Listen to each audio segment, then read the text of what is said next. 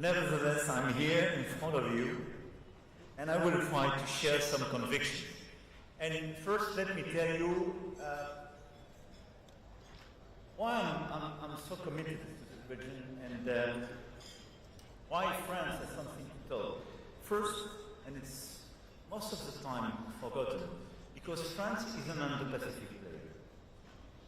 We have overseas territories in the region, from Réunion Island, Mayotte, to Wallis-et-Futuna, New Caledonia, French Polynesia, and other territories. So more than 1 million inhabitants, French inhabitants, live in the region. We have more than 8,000 soldiers permanently deployed in our bases. We established permanent bases in the region with some partners, and we deployed a lot of common exercises with France in the past few years with a lot of countries, and even recently here with our aircraft carrier. And at the same time, obviously, we are a European country, and I will revert in my remarks several times about this new special relationship we have to consider between Europe and Indo-Pacific, European Union and ASEAN. Clearly, we are living in a time of multiple crises, and it has to create new incentives to cooperate and perhaps try to invent new forms of cooperation as well.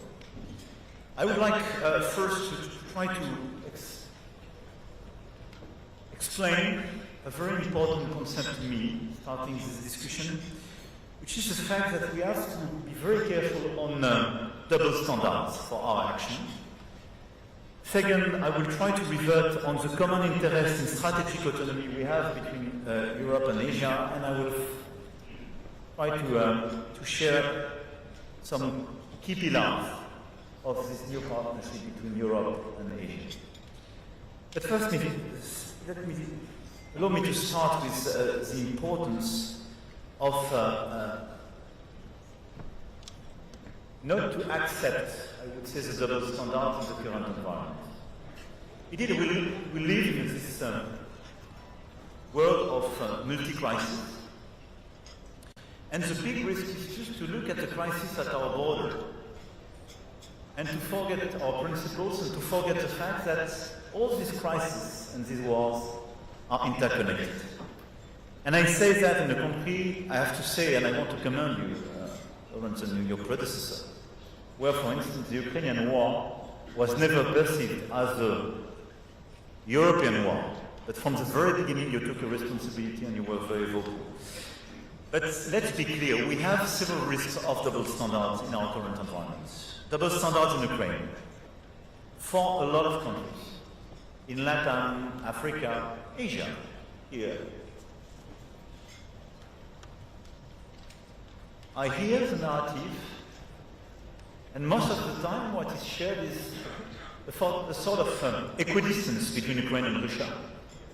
And the fact that this is a European conflict, and that we are clearly spending too much energy, too much time, and creating too much pain for the rest of the world with what's happening in Ukraine. Allow me to say this is a total mistake. Because if we consider that Russia could be allowed to take a part of the territory of Ukraine without any restriction, without any constraint, without any reaction of the global order, how would you phrase what could happen in Taiwan? What would you do the day something happened in Philippines? There is no several global order by definition. If we stick to our principles, this is true in Europe and this is true elsewhere. So what is at stake in Ukraine is our common credibility to be sure that we are still able to preserve territorial integrity and sovereignty of people. No double standard.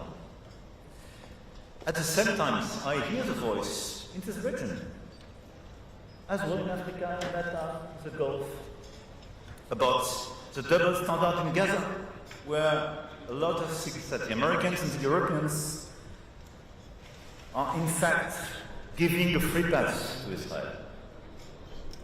And this is a big risk.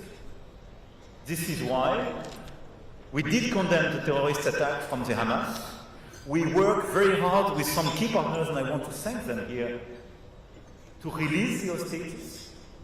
This is the very last one.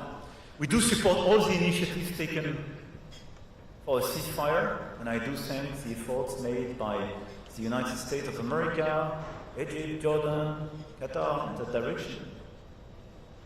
But we do believe that we need a ceasefire. The emergency is for a humanitarian answer. And we do have to work very hard for recognition of the Palestinian state and a mutual recognition in order to create a strong architecture of security in the region. And I can revert, if you want, into Q&A on this aspect. But this is the only way not to leave the floor to those saying, you live with double standards.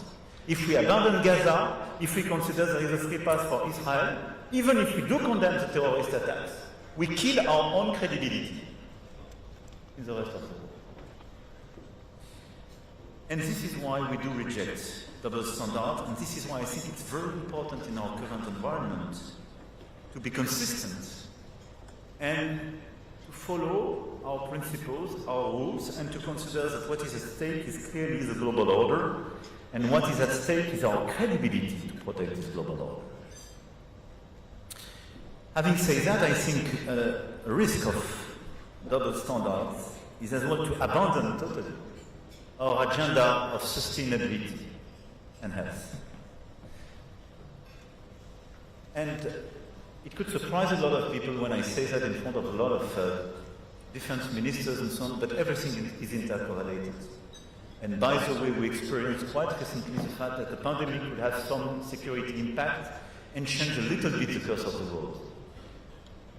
But this is a double standard. If we, as rich countries, we stop investing in sustainability, meaning climate and biodiversity and health, because this is the new nexus, because it could create new crises and a new security crisis, and because this is a killer for our credibility vis-à-vis the South. This is the best way to open the door for a big divide of this world. So this is why, having said that, I do consider that rejecting double standards in all these affairs do not imply balancing everything, but very clearly requires us to be very consistent in this approach. And I insist on that because I do believe that the main risk today is a risk of division of the world, and a division between the two superpowers. And the instruction given to all the others, you have to choose your side. If we do so, we will kill the global order, and we will destroy, methodically, all the institutions we created after the Second World War in order to preserve peace and to have cooperation on health, on climate, on human rights, and so on. But we need them, probably much more than before. This is why I believe our key challenge is how to preserve peace and stability and prosperity in this current environment. And in a moment when the competition between China and the United States for global leadership could create constraints and a side effect for each of us, without us willing or even able to imagine handing our interests over to one or the other, how to react. And I will be clear. France is a friend and an ally of the United States. And is a friend, and we do cooperate, even if sometimes we disagree and compete with China.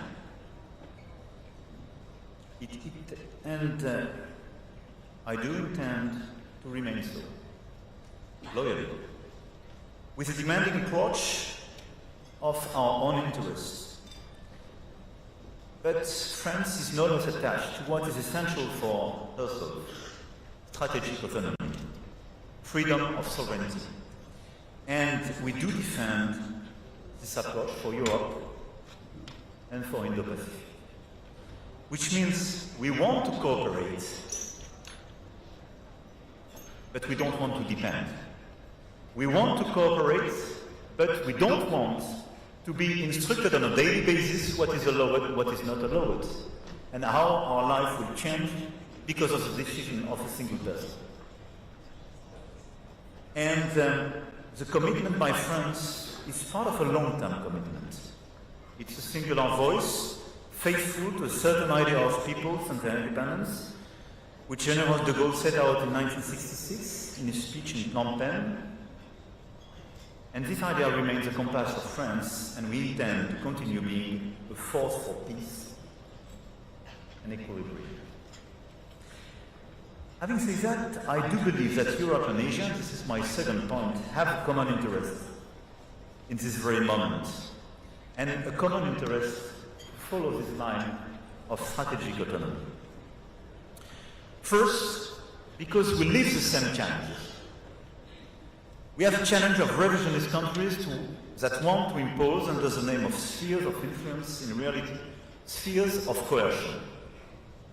Countries that want to control areas from the fringe of Europe to the archipelagos in the South China Sea, at the exclusion of regional partners, oblivious to international law. Countries that want to appropriate resources, whether fishing or mineral, and crowd out others from their benefit. Countries that want to impose on free countries their foreign policy choices or prejudice their allies. No way for these spheres of coercion. Second, we have the challenge of terror and enduring mutual grievances that remains all too present, and we saw it very recently again in the region. And it is compounded by the alarming propensity of countries to resort to force, including between heavily armed states, as we saw it as well very recently. Third, we live in a time of a potential erosion of long-time alliances, whose credibility and clout is under threat. Alliances, by the element of balance they brought, had been essential to maintain stability in Europe and Asia. And the sense that their promise might not be ironclad is ushering in a new instability. We see it every day. And the credibility of the alliances, which is to be confirmed, is a very important point for stability. Fourth, we have now a big risk of nuclear proliferation. This is why the situation in Iran is so critical. And this is why we do consider that the work which is being done by the United States of America in Iran is so critical. And this is why, especially the E3, wants to be a reliable and consistent partner in order to avoid any type of nuclear proliferation in Iran. Because it would trigger all sorts of justification to proliferate elsewhere with a domino effect. But let's be clear, the situation is very challenging as well in Europe. When Ukraine, the country that renounced nuclear weapons in 1991, is the one that Russia is repeatedly invading, how could there not be a second start? When the DPRK is developing a massive nuclear arsenal unconstrained by China and is now entering an alliance with Russia, a nuclear weapon state, permanent member of the UN Security Council, supposed to act responsibly. How are regional countries threatened by the DPRK supposed to act? What can reasonably be on their mind when they owe their people, before anything else, their security? In Europe and in Asia, how can mid-sized countries, faced with aggressive nations, ensure that they won't have to surrender or live in fear? But sure enough, our challenges are not only similar, they are getting increasingly intertwined. They are intertwined because when you look at the situation, during the past few years, I had objected to NATO having any role in Asia, because for me, N is for North Atlantic. And because I don't believe in being enrolled in someone else's strategic rivalry. But what's happening with North Korea being present alongside with Russia on the European soil is a big question for all of us. And this is why, if China doesn't want NATO being involved in Southeast Asia or in Asia, they should prevent clearly DPRK to be engaged on the European soil. All this is happening also at a moment when nations like France and Asian countries are facing issues of scale raised by the development of technology, and I clearly make the linkage between these two issues. Our challenges are intertwined because we do face the same reality. Whether we are talking about AI or space, scale is of the essence. And in these two critical dual-use technologies, the first to reach scale will be much more competitive and will drive out the others. And we can't lose the race. And this is why, by the way, we want to team up with Singapore on all these issues, and we have a very strong partnership. But this is how we are clearly linked together in these common challenges. Another race we cannot afford to lose is that of hybrid warfare. With cyber and disinformation, there is a clear attempt to undermine our democracies, our social cohesion, sometimes even our territorial integrity. And all this is done with underlying geopolitical aims. And clearly, this is the same here and in Europe. More generally, as we draw ourselves for future consultations, we have to make sure that we arm ourselves with the tools of tomorrow's, not yesterday's war. And let's be clear, both ASEAN and Europe are impacted by the unpredictability of the new tariff approach and the end of a rule-based order for our trade. And this is something which will impact our prosperity, our capacity to finance our defense efforts, and something which will require much more cohesion. All these challenges I've just mentioned are the perfect illustration of the fact that we are living in a time where what we have to do is to face these challenges and to take into consideration that both the Europeans and the Asians are much more intertwined than we thought. But the question now is how to act concretely in order to deliver the strategic autonomy agenda. This is a challenge for Europe, this is a challenge for your region, and this is a common challenge. Because this is the only way to preserve freedom, prosperity, and security. Let me start by Europe first. We cannot overestimate the depth of the mental revolution brought about by Russia's aggression and the concerns about alliance. But let's be clear, I have advocated for years more independence, more sovereignty, more strategic autonomy for all Europe. Let's be clear, there was a doubt during 3 years. But in March 2022, the European Union decided very clearly the strategic autonomy agenda. And we decided on defense and security, on technology, on industry, on energy, on all the different things to reduce our dependencies and de-risk our model. It is absolutely critical in the current environment. And during the past few months, based on the work we call it with the British Prime Minister, the coalitions of the wings, and the strong coordination with some leaders, with Chancellor of Germany, Prime Minister of Poland, but a whole bunch of countries of the European Union, and a lot of allies, we built this coalition of the willings regarding the Russian war in Ukraine. And the message was very clear. We will work together to the very end to provide security guarantees to the Ukrainians, to build a robust peace in this region of the world, and to reinvest on our own defense and security, because Russia will remain an existential threat for us. This is the second wake-up call after 2022. And what we will do, what we are doing, is to increase till 3.5% GDP our defense expenditure. Probably we will go further and faster.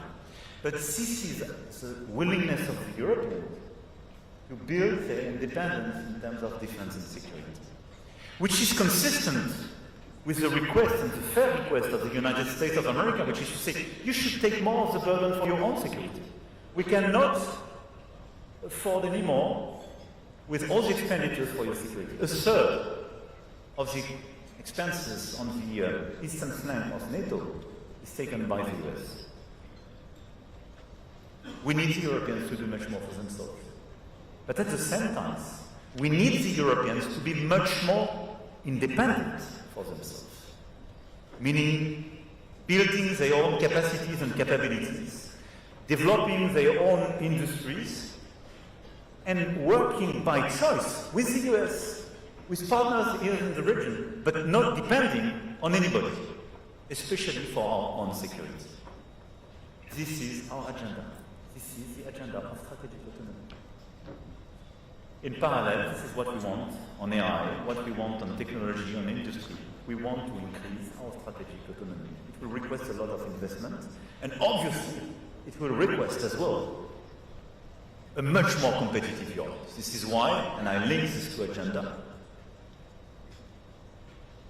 it's an emergency to accelerate the competitiveness agenda of the European Union, because this is the only way to make the security agenda and the autonomic strategy agenda credible. Meaning we have to deepen the single market, we have to streamline our regulations, sometimes to kill some of these regulations to be much more attractive, and we have to accelerate our capacity to build new single markets, especially in finance with capital market union, especially to fund what I'm saying with private money, to be much more efficient on energy in telecom. Second, we want to build new partnerships. And it's part of the strategic autonomy. And based on the assessment that between ASEAN and Europe, we have these common challenges and these common threats. We want to work more actively on a common agenda. France presented in 2018 an Indo-Pacific strategy based on our capacity to propose a third way, which is to say, a lot of you are afraid and concerned by the respect of the liberty of sovereignty. Liberty of navigation, respect of your sovereignty, and so on. For good reasons, we do share this. But you don't want to be confrontational with China. We do share the same approach. And the third way we do share with a lot of countries present in this room is the basis of our Indo-Pacific strategy, which is how to preserve an open environment, rule-based order in the region. And we want to be a reliable partner for that. This is the core of the bilateral commitment we have with Singapore, but with a lot of countries of the region, and exactly what we did during the past few years. Common exercises, common capacities, more common programs, etc., etc. De-risking, no confrontation, but clearly strategic autonomy in the Pacific strategy. And we are working on a new strategic review, and a new Indo-Pac strategy will be issued in the weeks to come. And in parallel, we raise at the European scale this approach, because we issued now 4 years ago a European Union's Indo-Pacific strategy, which follows exactly the same line, and which is the best illustration of our common commitment. And very clearly, we want to go further, particularly with India, the Asian countries, and the members as well of the Trans-Pacific Partnership.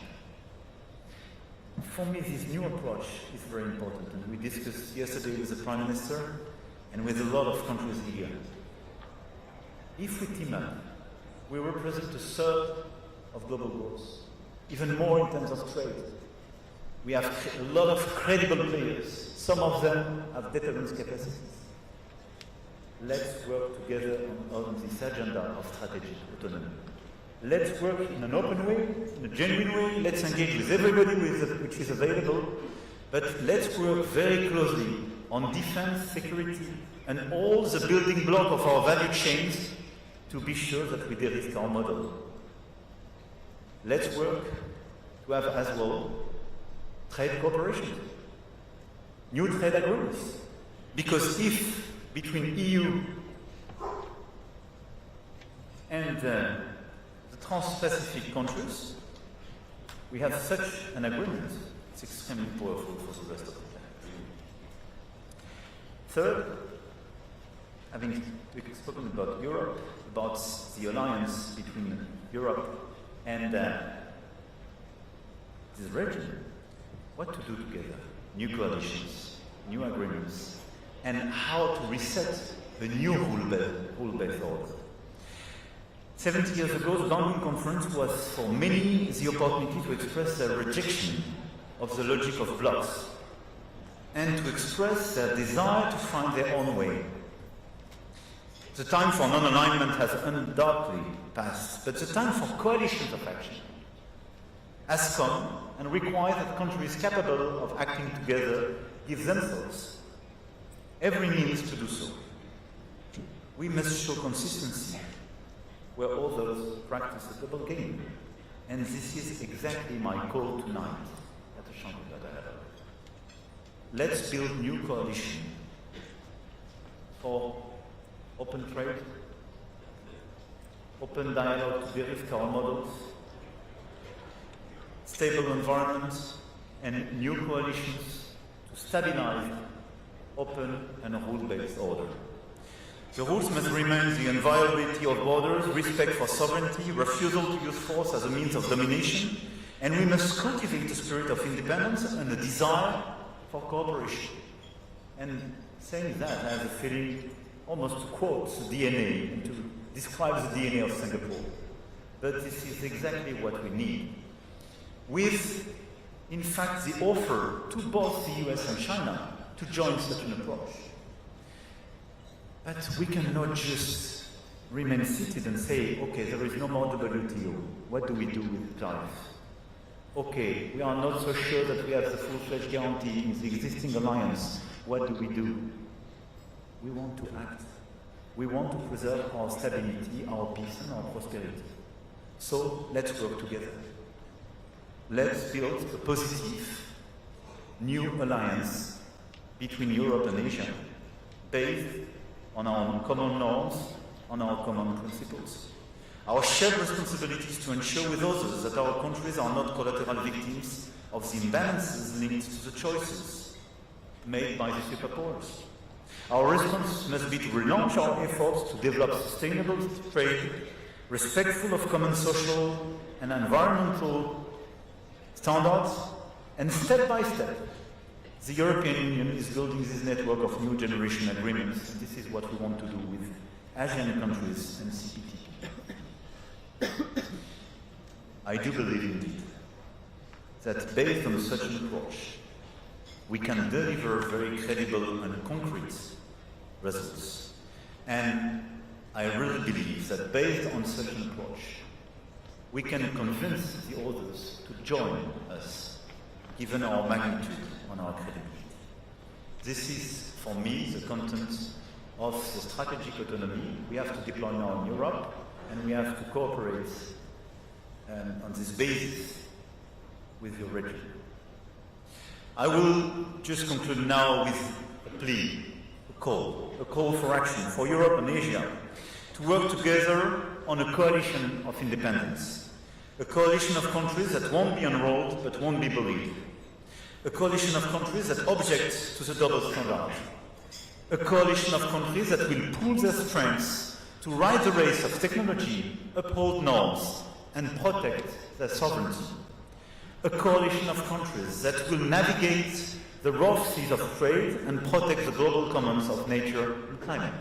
And finally, a coalition of countries determined not to yield to the whims of the greed of others, but to chart a peaceful way, to bring balance in trouble, and to affirm negative passions can be opposed, and indeed superseded by universal values.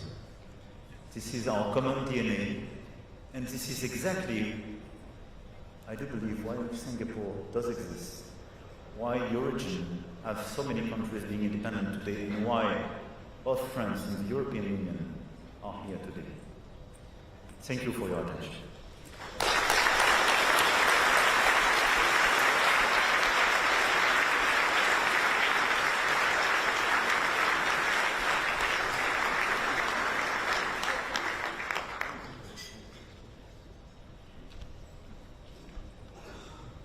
President Macron, thank you very much for this wonderful way to kick us off. I noted that you had pairs of important words there to structure your argument. Credibility and consistency that we need to aim for, coercion and conflict that we need to avoid, coalitions and strategic autonomy as means to take on responsibility for our own security and avoid being dependent on others. That's a very rich menu. You have very kindly agreed to take a couple of questions from the audience, and we will do that. And I see first hands already going up. We will take a few questions that the President will answer, and eventually we will conclude and move to the dinner part. I think, is Evan Laxmana, if I can get a microphone, yeah, from IISS Asia. There you go, Evan. Thank you, Mr. President, for the speech. My name is Evan Laxmana from the IISS. I believe that one of the premises of France's Indo-Pacific strategy is that the Euro-Atlantic and the Indo-Pacific is a single theater.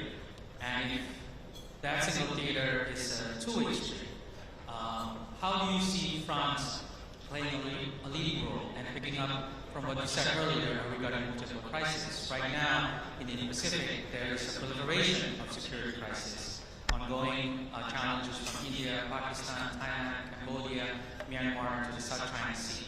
How does France also hope to help ASEAN build a more robust regional security response to these particular crises? After all, their ability to address these current security crises is perhaps their preconditions to achieve strategic autonomy. Thank you.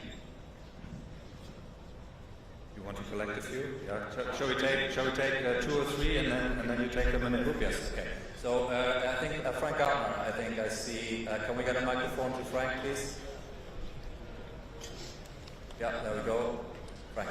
Merci, Mr. President. Frank Gardner from BBC Security Correspondent. Do you see a military role for Europe in this region when it's got a full-scale war going on its own continent? I mean, Britain is sending an aircraft carrier here when it can't really afford to meet its own defence obligations in Britain. Thank you very much. And if I can get a microphone here to the front. First row here, please. Microphone. Yeah, coming.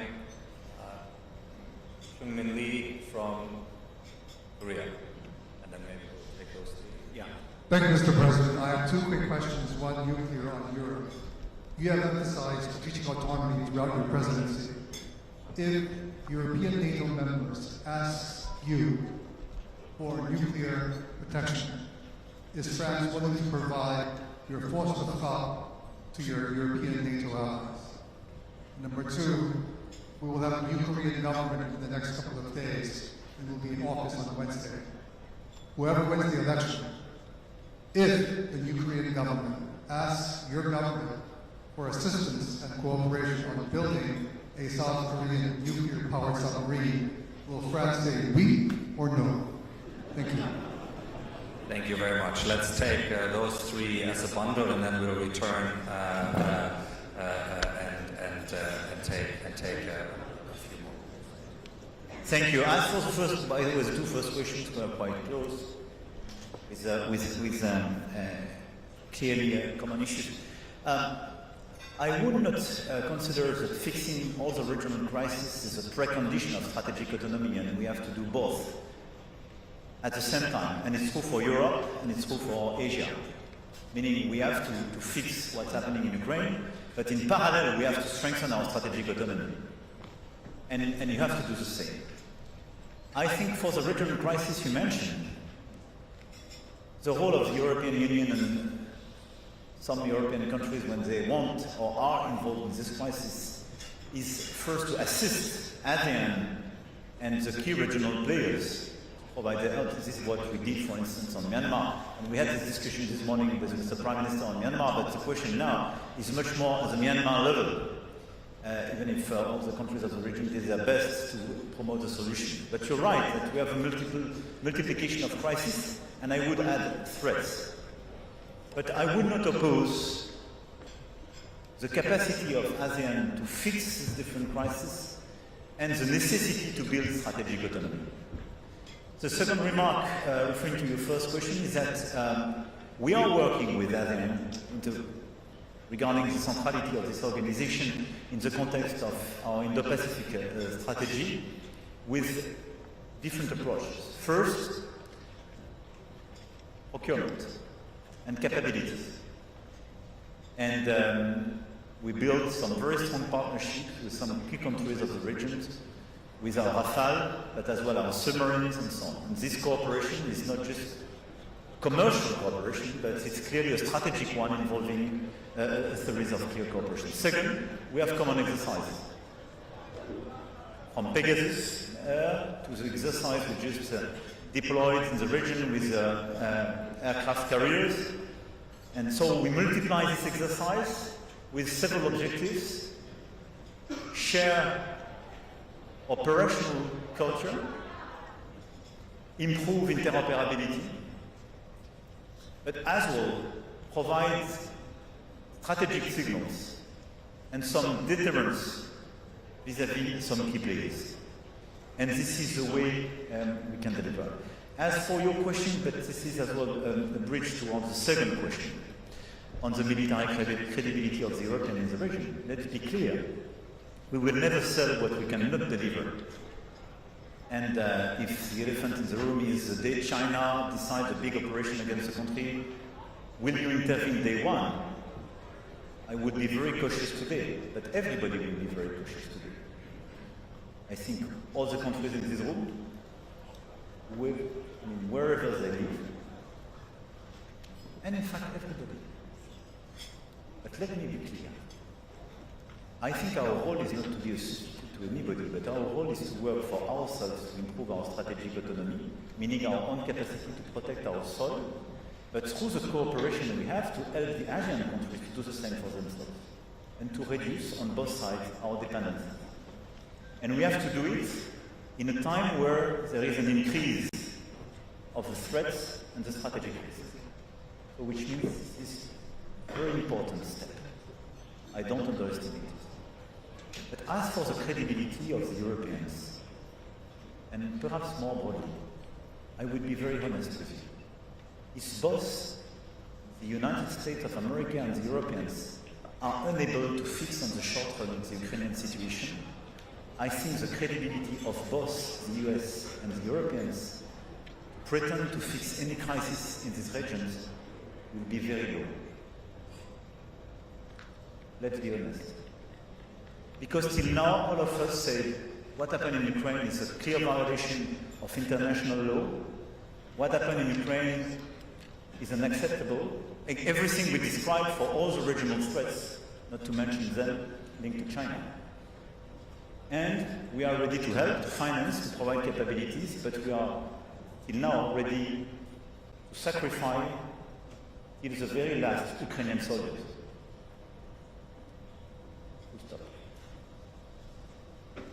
So I think our credibility is at stake at this point, and this is why everything is intercorrelated. As for, and thank you for the very accurate question. For the first one, I will obviously not provide such an answer, but I will tell you why. Because the credibility of the nuclear deterrence is based on the ambiguity. And I know it's very hard to understand sometimes, but it's very important to stick to this principle. And this is probably one of the weaknesses we have when you are democracies vis-à-vis some authoritarian regime.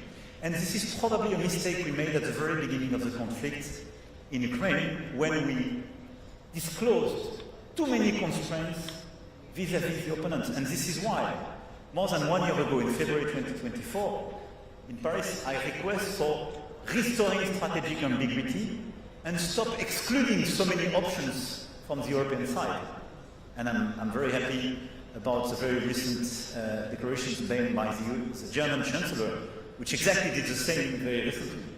We need strategic ambiguity. The day you give, by the way, all the roadmap to your enemy, you reduce the efficiency of your deterrence capacity. But what I can say is that from the very beginning of the nuclear capacities in France, we integrated a European dimension. And we remain quite large and vague for good reasons. But in parallel, we are working hard and we will launch a new phase, a new era, and I will revert in the months to come on that, in order to have, perhaps with some European countries, a different approach. asked for South Korea. I think this is a very fair question, and this question is very legitimate. If I were South Korean, it would be my first question. Which is, in fact, if guys, you fail to contain the capacity of North Korea to get nuclear weapon, am I sure that I'm still safe? And am I sure the day I will be attacked, you will not fail to protect me? I think we should reopen the North Korean topic first. I think the big risk of the current environment is to open a new proliferation area. And this is why, for me, Iran is so critical. Because the day, de facto, we accept that, it will trigger a series of legitimate requests of a lot of other countries to get nuclear weapons. So this is why the US agenda on North Korea is so important. And because I will be clear, the Europeans don't have the capacity to be the one to negotiate and trigger such a negotiation. This is clearly the United States of America. And President Trump, during his first mandate, started to resume some discussions. And this is part of the strategic discussion we have to frame with the United States, because it's a fair approach to say we want to deliver less for the Europeans, and the Europeans have to take much more of their burden because we want to focus on some other issues. But my fair answer would be, I would prefer us collectively to contain much more the capacities and give you visibility on the North Korean capacities and helping you to get access to new ones. Mr. President, thank you very much. I'm going to disappoint a few people now who have thought the floor, but time has marched on. And possibly I'm going to disappoint the President as well, because I know he's ready to answer more questions. But we'll draw this to a conclusion here, and let me invite everybody again to once more thank President Macron for this wonderful way of kicking off the Shangri-La Dialogue. Thank you.